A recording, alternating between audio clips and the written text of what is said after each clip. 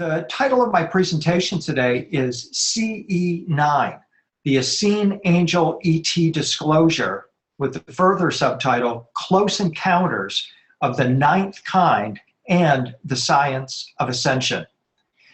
That's a mouthful, I realize that. There's a lot of layers to what we're going to be talking about in the next hour to hour and a half that we have together. The presentation I'm giving you today is based on over 20 years of research. I've been focusing on the Gnostic wisdom traditions, and over the years, I haven't spent enough time researching the Essenes. The Essenes were a group of primarily Jewish mystics who were living in Jerusalem and also Alexandria, Egypt, in the period from 150 BC to approximately 70 AD. They were known as some of the most elite scholars of their time. They were deeply interested in a singular subject, and that was how can humans transform into celestial beings or angels? I'm going to use those terms interchangeably. The documentation about the Essene belief in human transformation is found in what is known as the Dead Sea Scrolls, a cache of documents that was discovered quite serendipitously in 1947. Virtually from the moment the Dead Sea Scrolls were discovered, they were controversial, because the moment scholars began peeling away the layers of the Essene teachings, they realized that Christianity, in its earliest and most primitive form, was based on the teachings of the Essenes.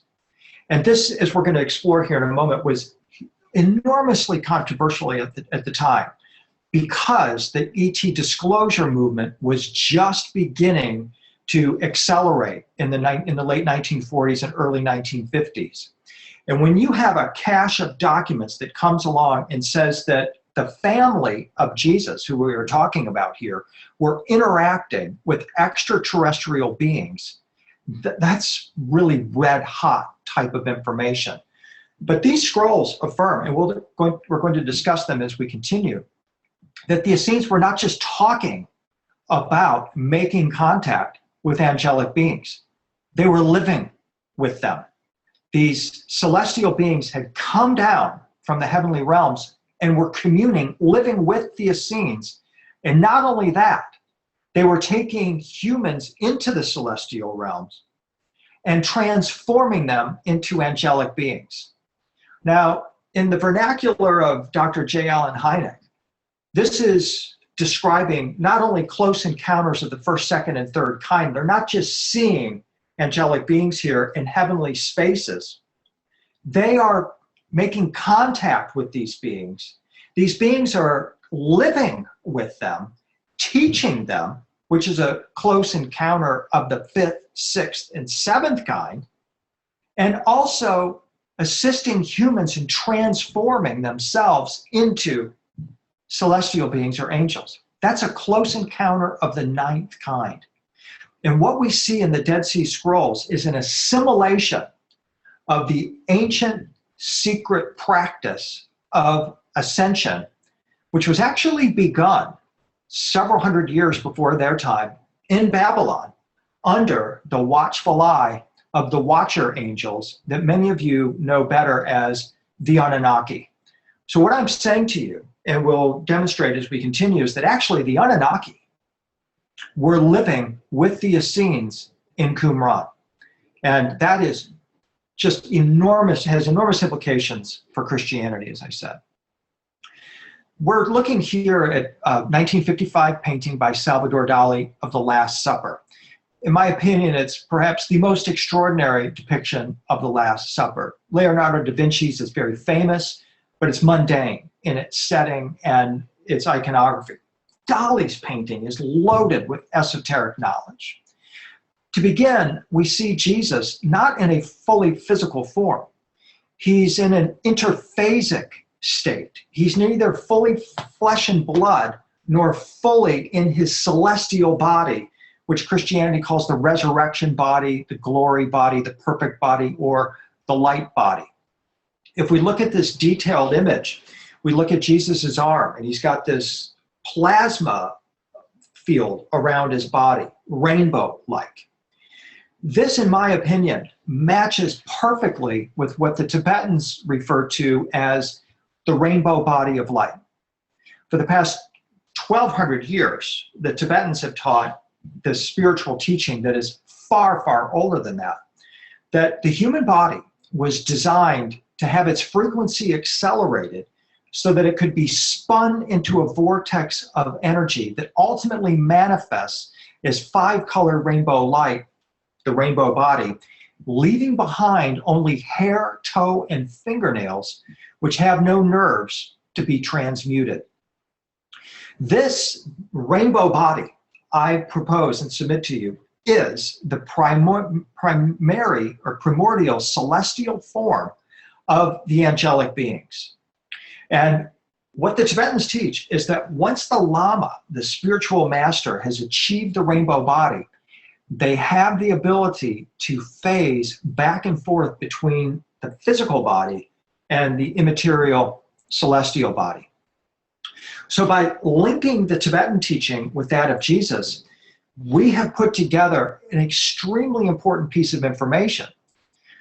I am the first researcher scholar to identify in the Dead Sea Scrolls the Essene belief and understanding of how the human body is transmuted into light.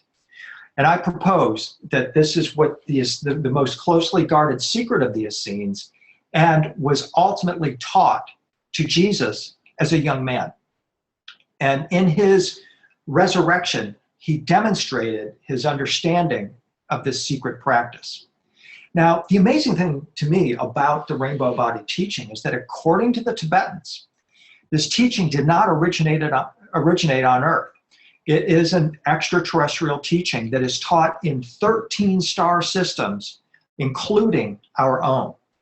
In my research, that list of star systems includes Sol, which is the name of our star system, Sirius, Orion, the Pleiades, Cygnus, Lyra, Vega, Arcturus, and Ursa Major. So if we count those, that's 1, 2, 3, 4, 5, 6, 7, 8, 9 star systems. These are the star systems that appear repeatedly in sacred myth and tradition going back 5,000 years. The Tibetans are saying there's 4 other star systems, and they infer in this teaching that all of these star systems are connected. My research reveals they're connected by a system of stargates and portals that are accessed via the beings in their rainbow bodies. So what I'm showing you here is the Tibetan version of the celestial beings. This is how they believe they appear in their fully manifested rainbow light bodies. We cross back over to Christianity and we see Jesus enthroned in the same rainbow ring. We see various figures wearing white robes. These are perfected humans, angelic humans who live in the celestial realms. These are the Essenes who have completed the earthly cycle of spiritual evolution and have fully manifested their light body or their rainbow body and have now ascended to this celestial realm. I don't know how much of this Salvador Dali actually knew. Some would argue that he knew a lot about what I'm describing here. Let's take a look at the painting in just a little bit more detail to see what he actually did reveal.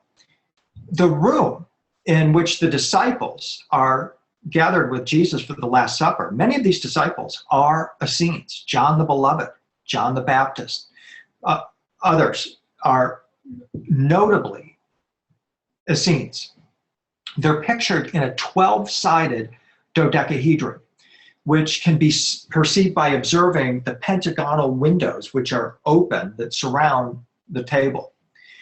The dodecahedron is actually a shape that Plato spoke of several hundred years before the Essenes came on the picture. He said it was the shape of the whole universe. The Essenes in 150 BC were students of Plato's works from, as I said, several hundred years before. In his discourse, Phaedo, Plato records the astonishing revelation of Socrates in the last moments before his execution, that the true earth itself looks from above, if you could see it, like those 12 patched leather balls. So Socrates is telling Plato, I have been outside of the atmosphere of Earth. I have been in space, and if you could see the true Earth, it looks like one of those 12 patched leather balls, a dodecahedron. The dodecahedron with 12 five-sided faces was in fact used as a teaching tool to instruct the Platonic initiate to know himself or herself as an energy system just like the Earth. The takeaway here is that as we view our physical Earth, we're being asked to superimpose a matrix, another structure, a spiritual structure, the dodecahedron, on this with 12 vertices or points. These are actually thought of as portals in this tradition, portals through which the soul comes and goes. Here in this detail of Raphael's painting, we see Leonardo as Plato. And remarkably, Plato is describing Earth as a three-dimensional pentagonal web into which our soul incarnates, takes on this physical form, and then must ascend from. Plato likely learned this from Egypt. The ancient Egyptians were well versed in the knowledge that the human body is ideally structured geometrically to interface with the dodecahedron and its pentagonal grid. Leonardo encapsulated this idea in his famous painting, drawing the Vitruvian Man. Dali himself, though, gives us a perspective on why he chose to use this 12-sided shape. He says, contrary to the anecdotal and obscure conceptions in paintings, on this same subject, I wanted to materialize the maximum luminous and Pythagorean instantaneousness based on the celestial communion of the number 12, 12 hours of the day, 12 months, 12 pentagons, 12 signs, 12 apostles of Christ, so forth. The big flashing word in this statement to me is that he wanted to maximize the maximum of luminous and Pythagorean instantaneousness. This is important in a discussion about the Essenes because in addition to being students of Plato, the Essenes were also students of Pythagoras. Pythagoras was taught by his adopted brother, Astraeus, who was adopted by Pythagoras' father and who was claimed to be a star child, who instructed Pythagoras in the secrets of the universe. In 1955, Salvador Dali, along with the rest of the world, were just learning from the newly discovered Dead Sea Scrolls that the Essenes, who, as I say, were students of both Pythagoras and Plato, predicted or planned for the emergence of a 12-gated celestial city called the New Jerusalem or Sion that would come out of the sky. So here's Dali painting the Last Supper with this 12-gated dodecahedron at the Last Supper, which is, in my opinion, quite profound, whether he intuited this or knew of the significance of this. This Last Supper is the moment when Jesus transmits to the disciples the power of resurrection into a celestial being. He literally exudes this to his disciples, and it transforms them. And this teaching about the 12-gated celestial city is at the apex of all of this, because when you're talking about ascension, people want to know, well, where are you going to ascend to? And the answer from the Essenes' point of view is you're going to the New Jerusalem, this 12-gated city that they suggested in the Dead Sea Scrolls is parked just above Earth, especially Jerusalem. The Essene Ascension teachings were then focused on human transformation into ephemeral light beings, like the angels who dwelled in this celestial city and who came down from this celestial city to teach the Essenes how to transform. What's fascinating about this is that in 2003, French physicist Jean-Pierre Luminet proposed that radiation left over from the Big Bang suggests that we live in a finite universe that is shaped like a dodecahedron, and which resembles a video game or a hologram in certain respects.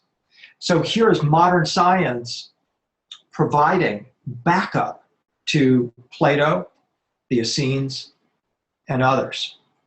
We're talking about the revelation of the matrix of Earth life, but we are also going beyond the veil as well and peering into the cosmos itself.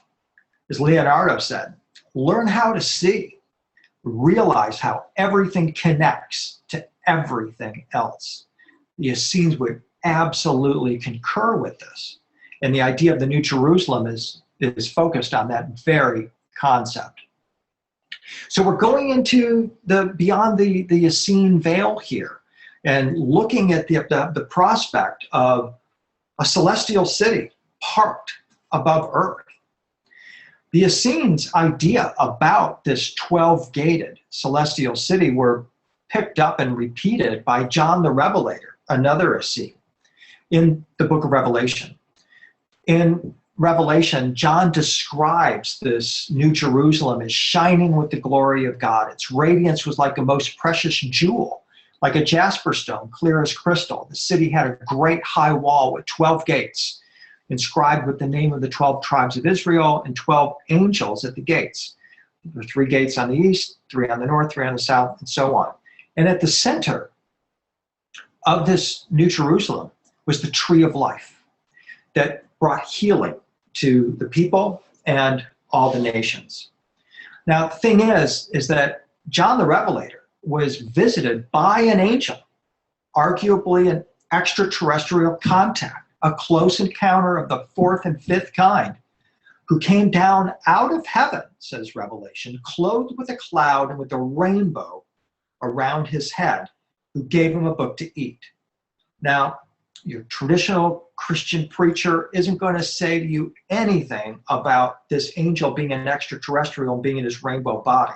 But that's my take on it. I'm asking you to follow me in that perspective, that we're dealing with a manifestation of a celestial being here in his rainbow body who could then phase into a human form and handed a heavenly book to John, who then consumed that book. He ate it. Now, whether or not this is some kind of a psychedelic substance that suddenly brought everything to life, we can absolutely argue that that is the case. The book is described as being bittersweet with a taste like honey. And when John ate it, he was instantly illumined.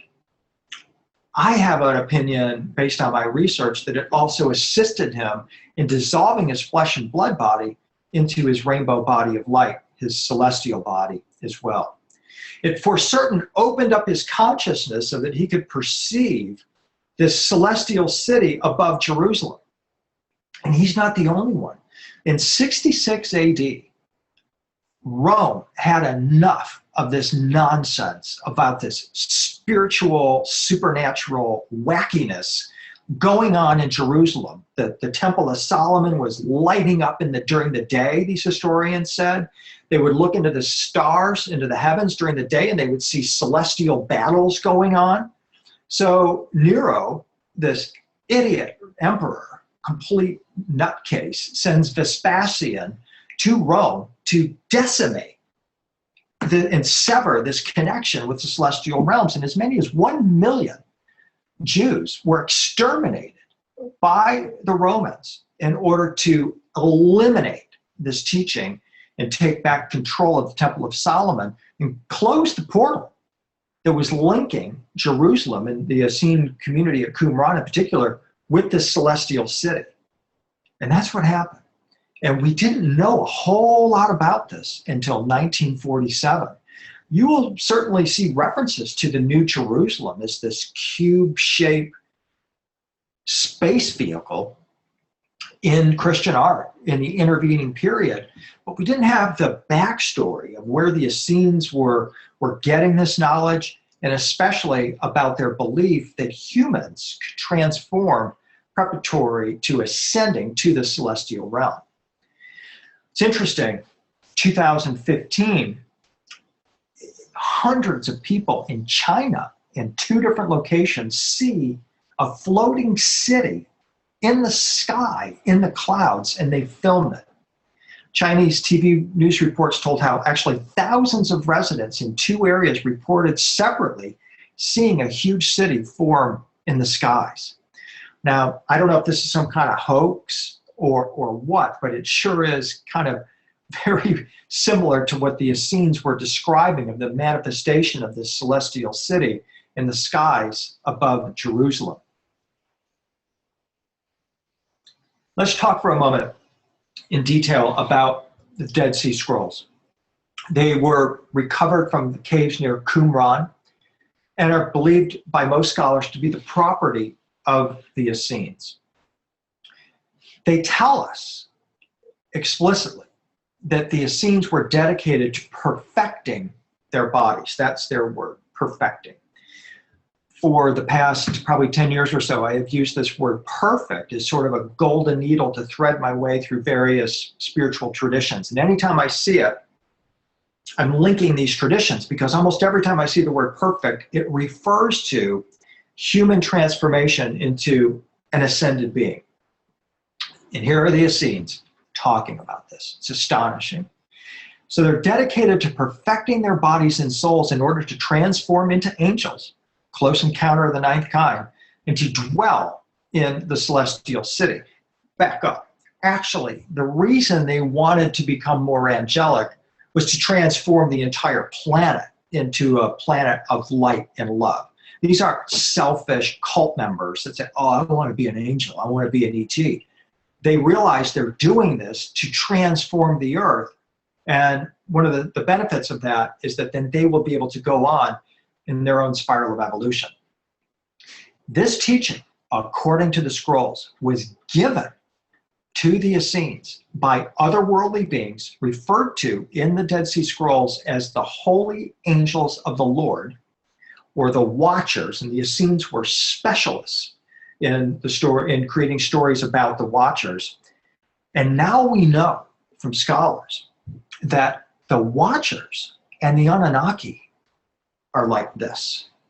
They're virtually interchangeable. So we are not going way out on a limb here to say that the angels that were living with the Essenes at Qumran and at their other compounds at Mount Carmel and in Alexandria and elsewhere were indeed the Anunnaki.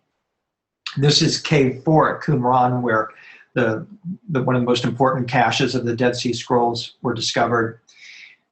It caused a sensation in the world press when they were discovered in 1947. I mean, absolutely revelatory. Consider one of the greatest archaeological discovery of the 20th century, which is saying a lot because that means it's even greater than the discovery of Tutankhamun's tomb and other discoveries.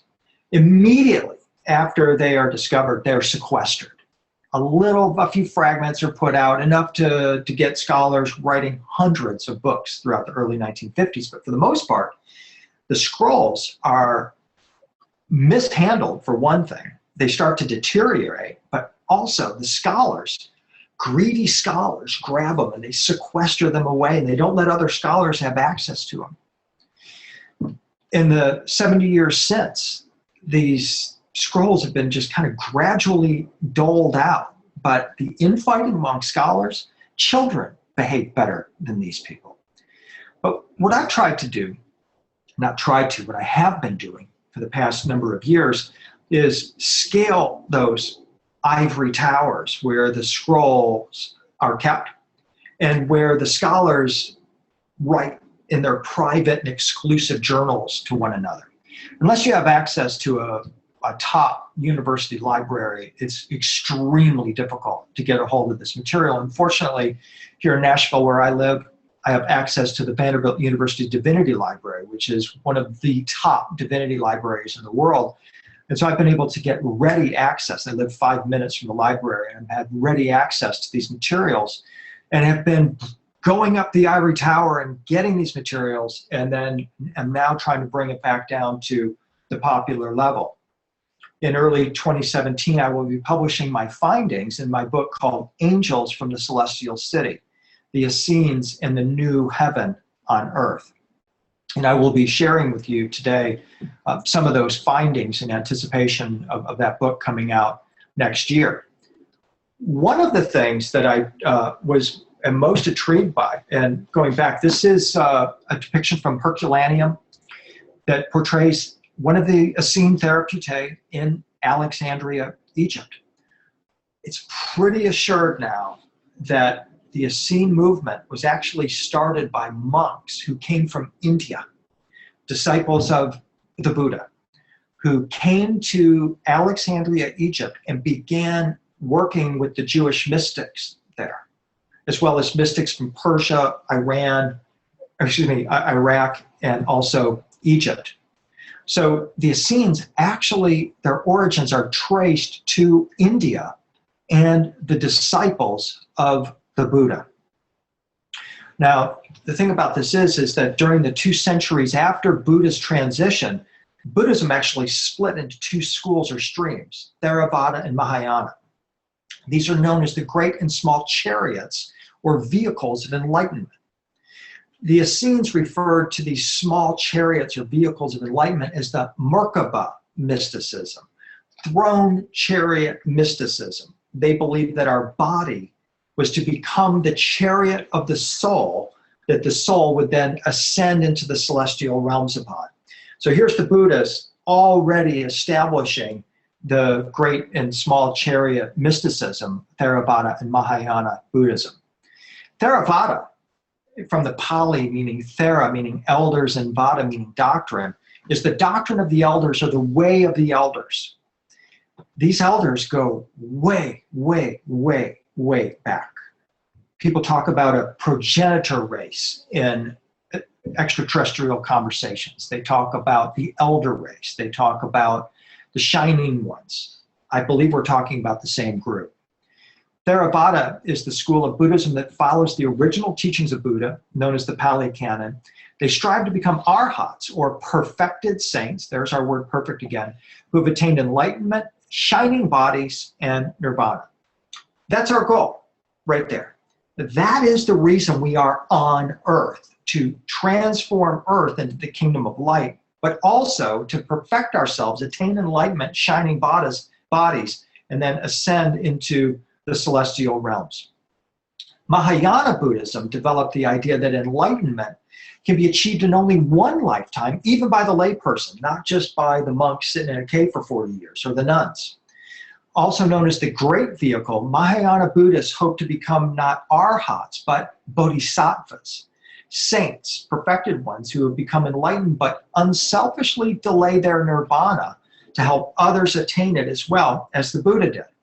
This is a fundamental precept in a lot of extraterrestrial discussions of why we're here, that we are part of a team that are sent here to transform the earth, and we won't leave until everyone who's gone before us has already left. Mahayana Buddhism often includes veneration of celestial beings, other Buddhas and bodhisattvas, ceremonies, religious rituals, magical rites, and in my particular interest is the use of icons and images and sacred objects as interfaces with the divine realm. Paramita, or perfection, or completeness, is a Pali term for the qualities that must be fulfilled by a bodhisattva during the course of their spiritual development. The Sanskrit word paramita means from beyond. In other words, from beyond the earth plane. This is a universal teaching. It's derived from para and ida rather, meaning across, over, or beyond.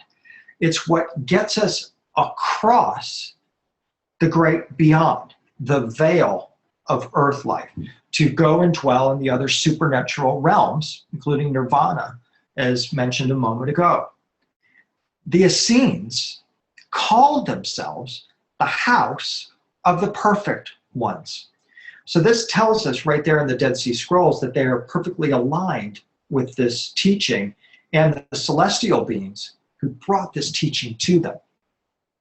Paramita may also be translated perfect realization or reaching beyond limitation. In other words, it refers to the achievement of a transcendent state, which I believe is equatable with the Essene concept of the angels and the celestial beings. Obviously, we're not talking about the Anunnaki as flying around in chemical-powered rocket ships. We're talking about super advanced celestial beings. And personally, from doing research on the Anunnaki since 1991, I see how we got off track in thinking of them as just giant flesh and blood beings, when in reality, they're giant, meaning super advanced, superpowered celestial beings who can take on physical manifestation. One of the core teachings of the Bodhisattvas, of Paramita, is that there are 6 qualities that lead to realization: generosity, discipline, patience, joyful endeavor, meditative concentration, and wisdom awareness. Through the practice of these 6 paramitas, we cross over the sea of suffering to the shore of happiness and awakening. We cross from ignorance and delusion to enlightenment. We cross from flesh into celestial flesh. And in my opinion, that's the goal. That's what we're looking for here. That's the ultimate disclosure. While free energy devices and spaceships that prolong your suffering by preventing you from attaining your light body are really awesome, they are a sideshow compared to what we're really wanting to focus on, which is the attainment of our spiritual consciousness and our spiritual light body. Each of the 6 paramitas is an enlightened quality of the heart, a glorious virtue or attribute, the innate seed of perfect realization within us. And the paramitas are the very essence of our true nature. Practicing them today is as fruitful as it was 2,300 years ago, or even longer, out into the cosmos, where this is the universal teaching. The message here is that if you want to fly with the angels, the celestials, and the bodhisattvas in the celestial realm, you have to live like one on Earth.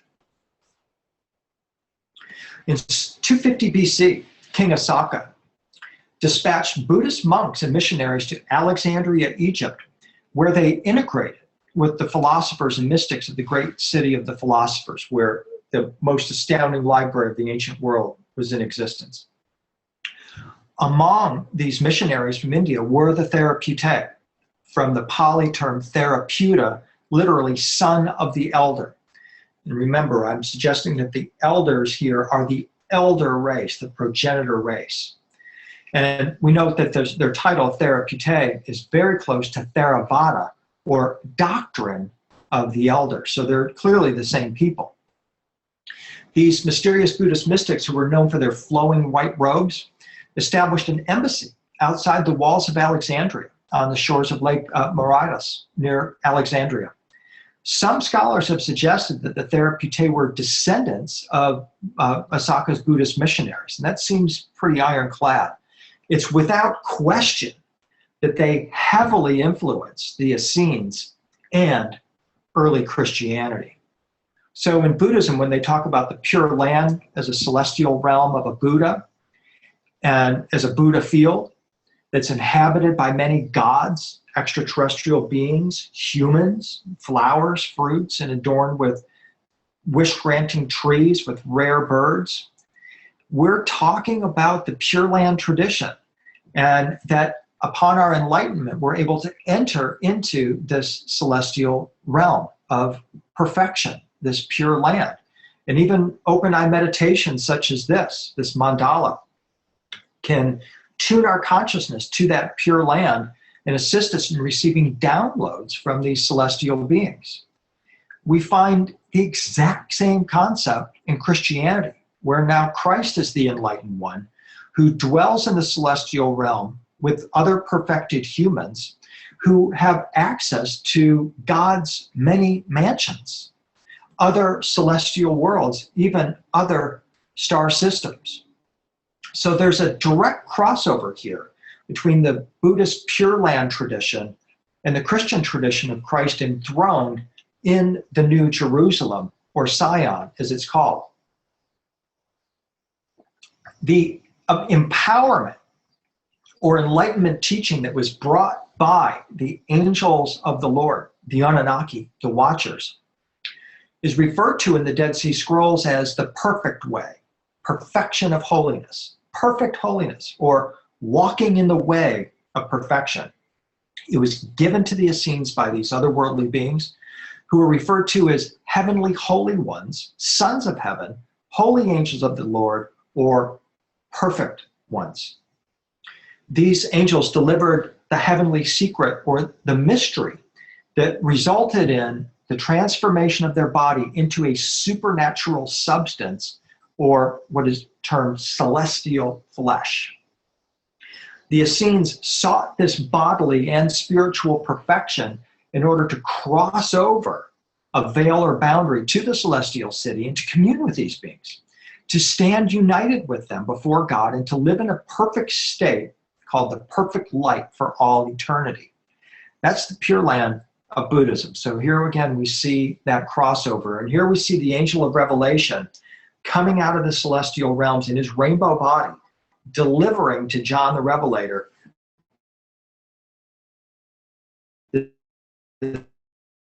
this mystery and trace these teachings back to Babylon and to the Anunnaki.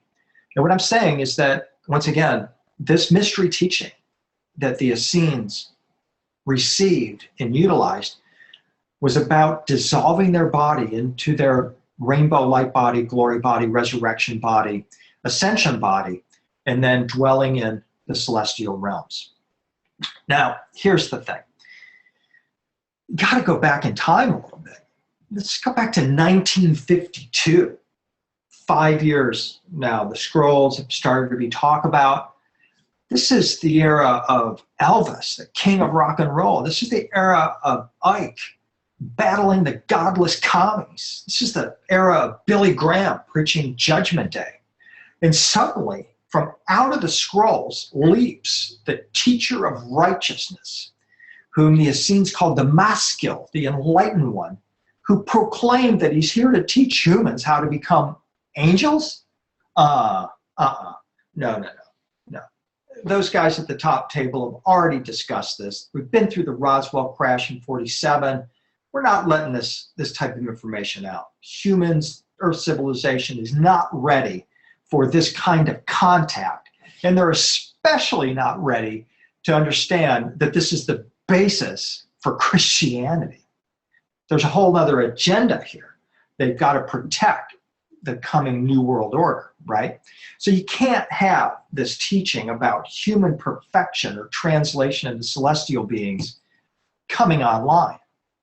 Remember, 1947, the year in which the scrolls were discovered, is the very same year that Kenneth Arnold is flying in his private plane over the Cascades, and he sees a fleet of, as he described, boomerang-shaped craft skipping across the sky like a flying saucer. And the term is coined. And suddenly there's a frenzy. This is June 1947. July 1947, Roswell Army Air Force captures a flying saucer on a ranch in Roswell. Suddenly, flying saucers are everywhere in human consciousness. Wait a minute. Where did the angels go? Where did the celestial light beings go? Why are we focused on these boomerang-shaped craft and crashes of hardware spaceships? Let's get back to, okay, we'll get back to that in a minute. 1951, you've got the day the Earth stood still. The flying saucers land on the Capitol Mall.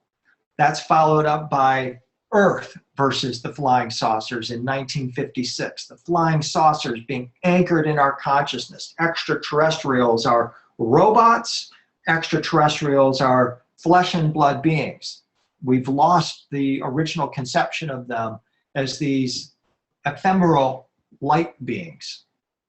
Skeptics say there's a reason for this. That is that the atheist, godless, Soviet, communist government officially promoted what's called paleo contact, or ancient astronaut hypothesis, during the Cold War of the late 1950s and 60s, likely as a military psyop to torpedo religious faith in the Judeo-Christian West. And torpedo this idea, especially the promise of Christianity, was that we can be transformed in the twinkling of an eye into a Christ-like being. Well, these godless commies aren't going to allow that, so they put a meme out there. They put a torpedo out there that says, those biblical miracles and supernatural bullshit, all that crap, that's space aliens in hardware spaceships and nothing else. There is nothing spiritual going on in the cosmos. It's all hardware, big boys and girls and hardware spaceships, period. And to be honest with you, that idea is still kind of a precept of ancient astronaut theory, that there's nothing spiritual about this. It's just hardware spaceships. And the theory is that this the Soviets did this to cover up its own advanced spacecraft research. Now, how much of that paleo contact ancient alien hypothesis stuff JFK actually bought, we can't say. But there was a shift in American consciousness that began to happen in the 1960s. Star Trek, for example, is a somewhat quasi-militaristic view of advanced races in space.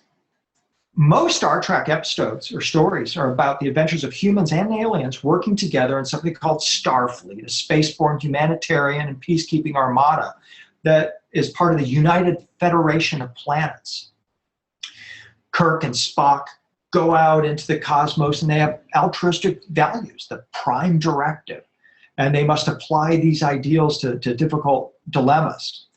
But still back behind it is kind of this militaristic view. The Enterprise is loaded with advanced weapons and it must defend itself in a cosmos that's teeming with alien life that wants to destroy us. Along comes in the 70s, Eric von Däniken, who looks into cave art and says, look at these guys. These are alien beings. These ideas came actually from the Soviets, from the 1950s. They had already tilled this soil, looking at this cave art and saying, this is all extraterrestrials. Von Däniken looks at this incredible sarcophagus lid from the Temple of Inscriptions in Palenque, Yucatan, and sees Lord Pakal and says, wait a minute, that is unmistakably and definitely Pakal in a Mercury rocket. And the thing is that you can absolutely see where the idea is in the Mercury capsule, and you compare it with what you see on the lid of Pakal's sarcophagus, and you say, yeah, okay, I can kind of see that. But then when you actually go back to what the Mayans said this represented, you find that this is actually Pakal surrounded by celestial imagery. And he is actually on a throne, and he is connected to what's called the sacred world tree. Maya scholars David Stewart and George Stewart interpret it more specifically as a shiny jeweled tree that represents fertility and wealth. And actually, Pakal is resurrecting and ascending from the underworld into the afterlife. Now, here's the thing. This is why this is so important for us to contemplate here. If you believe that we are going to ascend into the heavens in a Mercury rocket, then that is going to take you down a far different path than if you go one layer deeper and realize that this is a spiritual transformation that Pakal is undergoing here, and that he in fact is being portrayed in his journey into the Milky Way as an enlightened celestial being. In fact, this is an image of the Buddha under a similar shiny jeweled tree laid out horizontally that tells exactly the same story, spiritually speaking, metaphysically speaking, as Pakal's tomb. And you would never get the idea that the Buddha is ascending in a Mercury rocket. The point here is that you've got two pathways in this discovery of this disclosure of these ancient connections with extraterrestrials. You're either going to go down the path that it's all hardware spaceships and nothing spiritual going on, or you're going to say, wait a minute, I think there could be more to this story than we've previously apprehended. Zecharia Sitchin is another who picked up the Soviet concept of paleo contact. Sitchin was in fact born in Russia and grew up in Israel and then came to America. He's in the Metropolitan Museum of Art in New York City one day, and he looks at this incredible Nubian painting and says, wait a minute, that's a rocket ship. Here's a line drawing of the same image. And it absolutely, to the eyes of a person in the 1970s, would look like a Mercury rocket on a launch pad. The only problem is that Mr. Sitchin didn't look beneath the cone-shaped object up on top that resembles the Mercury command module. For if he had, he would see that underneath that cone-shaped object, that Ascension vehicle, is the Egyptian symbol for the hope for the afterlife. And in no way, shape, or form did the ancient Egyptians ever say that our afterlife is going to be spent in a flying saucer cruising around the cosmos.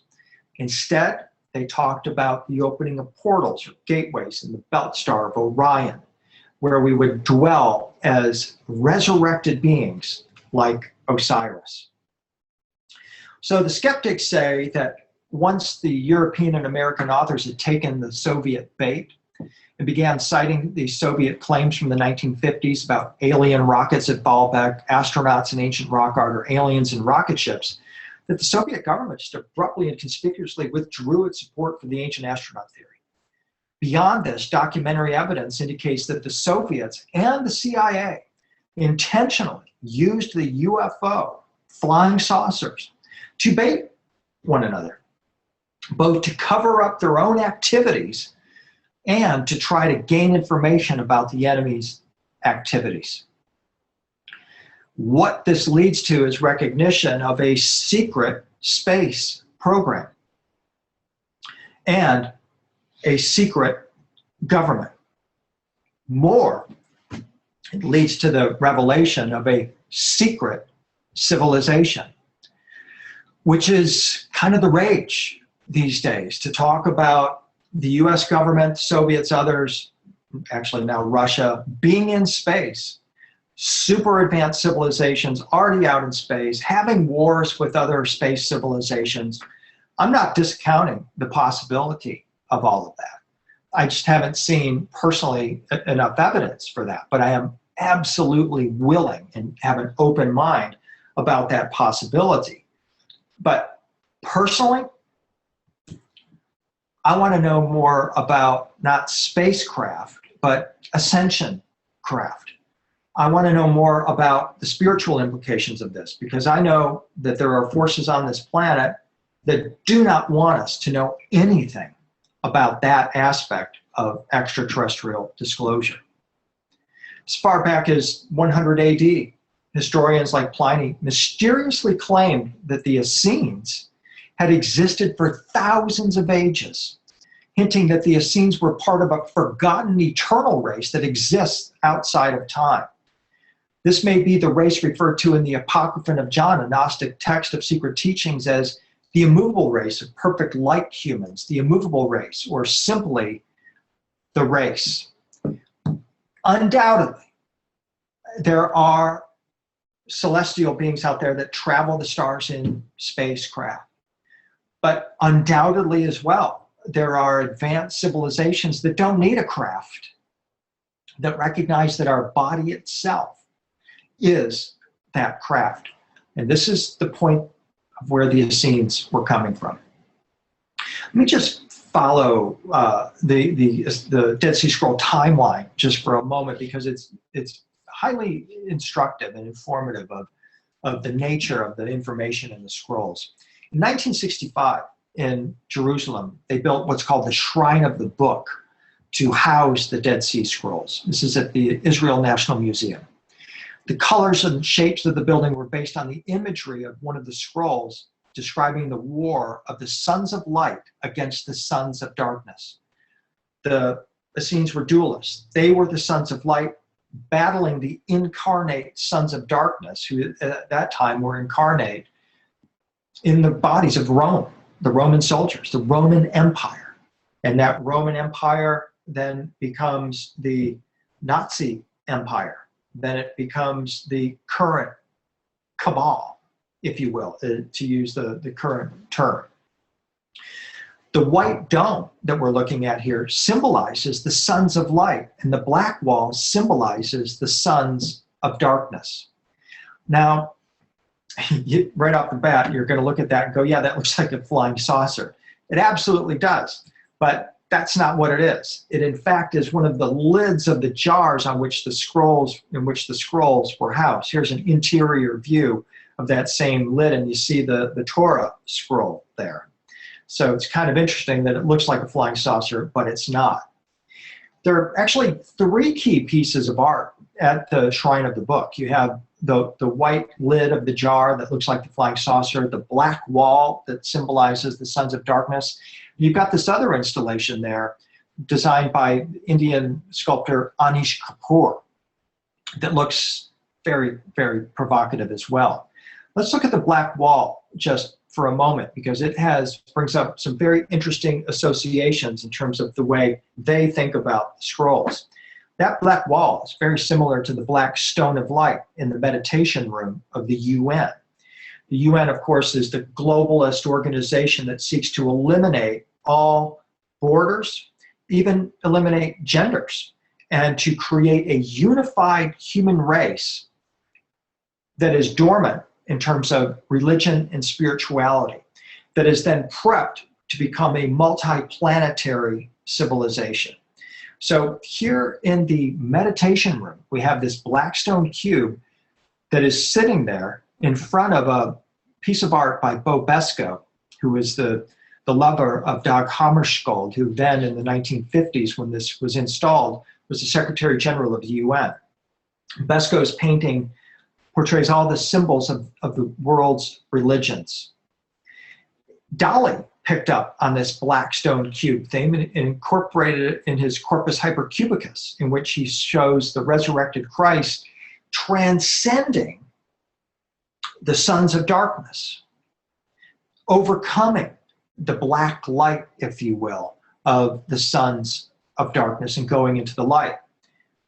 In 1968, you have Arthur C. Clarke's 2001: A Space Odyssey brought to the screen by Stanley Kubrick, where we see the black stone monolith as the stand-in for advanced extraterrestrial race. This monolith is perhaps one of the best cinematic solutions to the "we don't want aliens to be dudes in flying saucers" problem. I should say, we don't want them to be dudes and dudettes in flying saucers problem. Stanley Kubrick, the director, and Arthur C. Clarke, the writer, wanted to make a film about man's relationship to the universe, and was, in Clarke's words, determined to create a work of art which would arouse the emotions of wonder, awe, and even appropriate terror. The Stargate scene, of course, in 2001: A Space Odyssey was revolutionary, and it's one of the reasons why Kubrick won an Academy Award for 2001: A Space Odyssey. But it anchored, once again, this idea of the black stone cube as symbolic of a gateway into the heavens. The very same cube turns up in Islamic mysticism, where it stands for the Kaaba, the most sacred black cube of Islam, where each year millions of Muslims make the Hajj to Mecca in order to circumnavigate the black cube. It also appears at the World Trade Center Memorial in New York City. And it's now turned up in Arrival, a movie coming out in November 2016, starring Amy Adams and Jeremy Renner and Forrest Whitaker, about an extraterrestrial invasion that features 12 black pod-shaped craft that suddenly manifest on Earth. And Amy Adams is sent out to communicate with these guys and find out why they're here. Are they here for love or for peace? So my point is that this symbolism has some very interesting connections to be made not only cinematically, but also spiritually, with what was the core of the Dead Sea Scrolls, the battle of the sons of light and the sons of darkness. The other significant piece of art at the Shrine of the Book in Israel, in Jerusalem, is Anish Kapoor's hourglass form here. Look at the curves of this and look at the mirror image. What we see is the reversal of sky and earth that relates to the spiritual importance of Jerusalem as seen in the concepts of the earthly and celestial heavenly Jerusalem. They're mirror images of one another. What I find so interesting about this particular sculpture is that the shape not only prompts this connection between earth and sky, heaven and earth, but it's also very distinctively wormhole shaped. And this is the other core concept in the Dead Sea Scrolls, this idea that Qumran, one of the communes of the Dead Sea of the Essenes, was a portal or gateway to the celestial Jerusalem or the celestial Sion. So this artwork is got the consciousness of the Essenes encoded or enfolded within it. As I said earlier, over half the Dead Sea Scrolls remained sequestered or hidden until 1941, 44 years after their discovery. Scholars kept this stuff under lock and key. And not even scholars had access to it. And only in the mid-1990s did scholars begin to publish commentaries on the missing, what I call, Stargate scrolls. I call it that because these hidden scrolls that were suddenly published reveal the Essene teachings about ascension. And you can see exactly why they were sequestered. Alien beings, celestial cities, human contact with extraterrestrials, human transformation into celestial beings. It's all in these scrolls. And the scholars that talk about it, I just wonder what goes through their minds as they write in their private journals and write their PhD dissertations and so forth. These are literary dissertations in that they're dissecting the words of the Essenes, but they don't really capture the spirit of them. And as I delved into it, I was profoundly changed because the scrolls to me are an invitation from these advanced celestial beings to join them. The message is direct, specific, and clear. You can do this. You can get on this path of ascension and become an enlightened being and access the portals that link earth and heaven to these celestial realms. Call it the Pure Land, call it the New Jerusalem. You can access these other star systems. You have the ability to morph your body into light and then to travel through these other star systems and reclaim a physical body if that's your choice. I find it personally highly significant that in the early to mid 1990s, when these Stargate scrolls were coming out, this is when we saw the movies Contact and Stargate hit the theaters. And once again, we've got deception might be too strong a word because we are talking about movies after all. But in the movie Stargate, they resurrect an ancient device, a device through which a flesh and blood human can enter a portal, in this case, filled with some kind of a watery transformational substance, and then travel across the cosmos. I loved the conception. The problem is it goes completely against what the ancients said about Stargate travel. That the flesh and blood body isn't going anywhere. And by the way, neither are those stupid nuclear missiles that Kurt Russell, playing an Air Force commander in Stargate, took to another planet with him. It's not going to happen in the concept, the vernacular of the Essenes.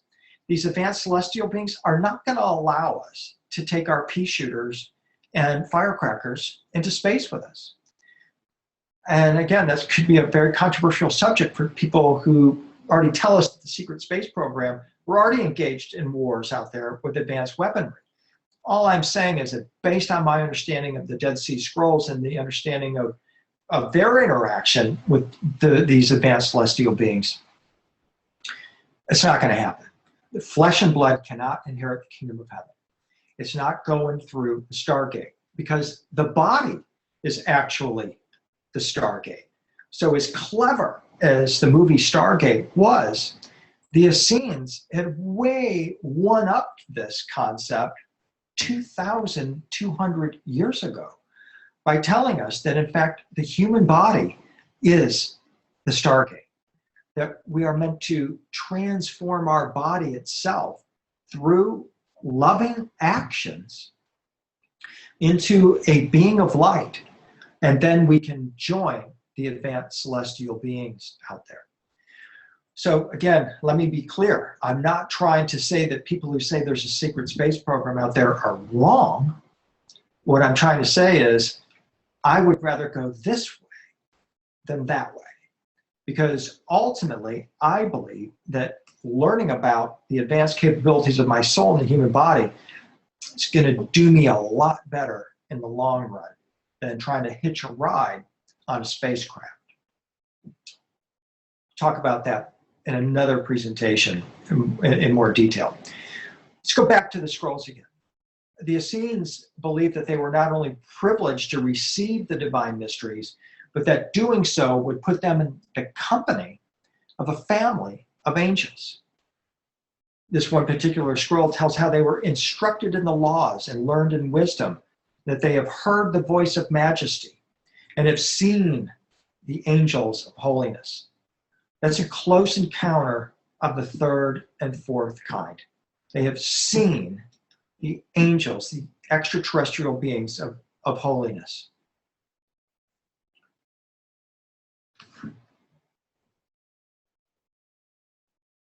Angelomorphism and perfection is the term that's actually used by scholars to describe this close encounter of the fourth and fifth kind. It can be found in at least one important text in the scroll cache. It says, "May you be as an angel of the presence in the abode of holiness to the glory of God." This is the greeting that the Essenes used to greet one another. We might say namaste.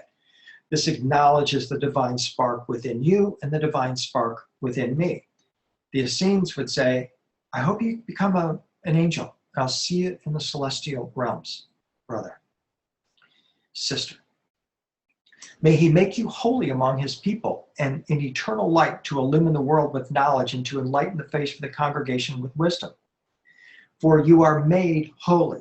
So this is telling us that they are being transformed. They are being made from one state to another state, transformed to illumine the world.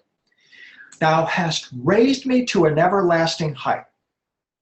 You could readily interpret that in terms of an abduction. I've been abducted by the angel and taken to heaven, either an everlasting height of consciousness or another place in the cosmos. Then the transformation, the close encounter of the ninth kind. "Thou hast cleansed a perverse spirit of great sin, that he may stand with the host of the holy ones." Going to stand with the extraterrestrial angels, that it may enter into the community with the congregation of the sons of heaven.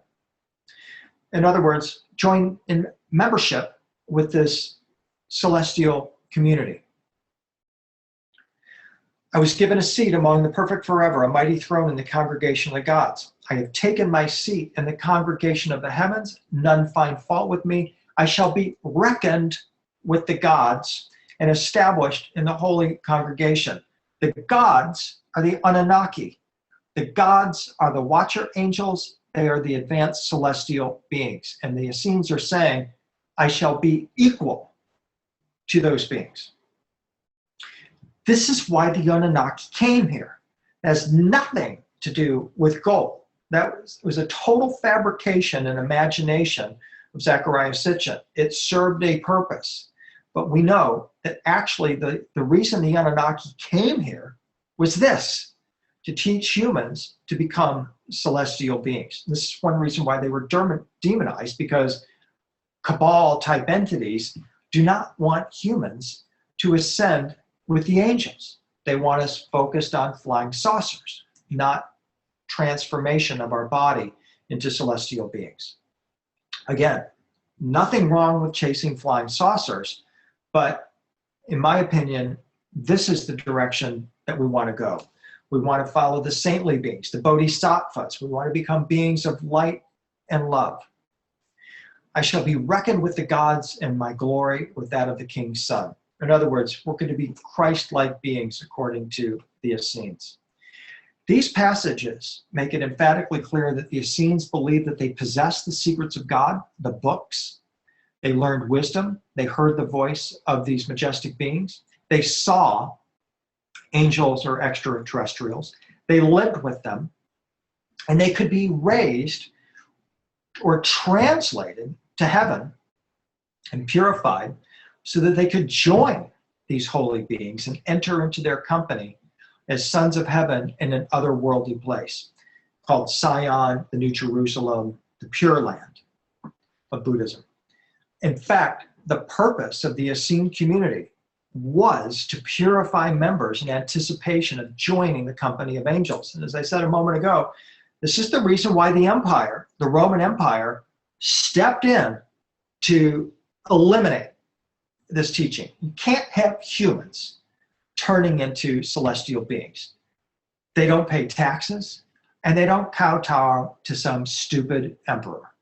They are members of a greater empire, and that's the point. So I believe that is going to be a really nice stopping point for us today as we look at Salvador Dali's beautiful painting of the Ascension of Christ here.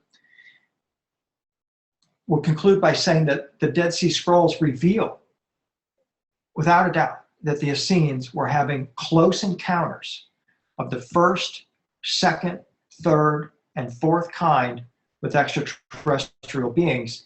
But beyond that, the scrolls reveal that the Essenes were having close encounters of the fourth kind, where they were taken into the heavenly realms, raised up to the everlasting height.